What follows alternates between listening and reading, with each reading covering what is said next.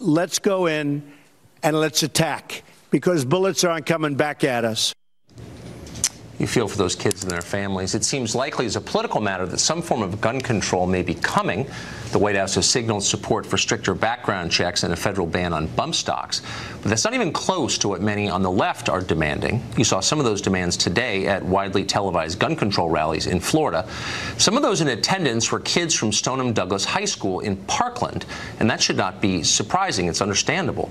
People become political activists all the time in response to tragedies. That's their right. Nobody ought to attack them for it. We're certainly not attacking them. We never would. We assume they have the best motives. Most of us have the best motives. Almost everybody's against school shootings. The question is, what do you do about them? Now, if you watch a lot of cable news, you know that the answer is simple. You simply stop taking money from the NRA and you do something about guns. Not anything specific, just something. But first, you have to defeat the evil conservatives who love school massacres. Once you do that, the violence will go away like magic. And so the demagogues on the other channels are telling you. They use the traumatized children of Parkland as a human shield. Ask them what they're calling for. Ask them to describe these policies that will supposedly fix everything. And these childless news anchors screech that you're attacking the children. It's funny, every January, thousands of other children come to Washington for the March on Life. Like the kids from Parkland, they're against killing. Some of them have had abortions. A few of them have survived abortions. Do the media hold these kids up as the last word on the subject? Do they attack anyone who questions them? Please. A lot of news outlets don't even bother to cover that march at all. All kids at any march, just like all Americans, have a right to talk, and to do so in public, to give their opinions anywhere, including on television. Unlike many on the left, we support that right unequivocally in every case.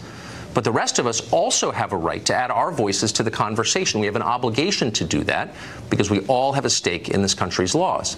And the truth is, this is a remarkably complicated subject. That's why we haven't fixed it yet. Any answer has to balance our need for safety with the respect for the civil rights of individuals and an acknowledgement that this is a constitutional republic. It's not the set of Morning Joe. For example, pretty much everybody agrees that people with mental illness should not have firearms. That sounds simple, okay. But what do you do then with the more than 400,000 Iraq and Afghanistan vets who have received a diagnosis of PTSD? That's a mental disorder. Should they lose their rights to gun ownership because they were injured by war? All of a sudden, it's not so simple. Or how about domestic abusers? Nobody thinks they should have guns. We don't, obviously. But what if they haven't been convicted of anything yet? Can you strip rights from somebody who is legally innocent? And if you can take their gun rights away, how about their voting rights or their free speech rights? We're not sure of the answers to those, but we're positive they are real questions that need to be debated and considered by smart people sincerely trying to make the country better.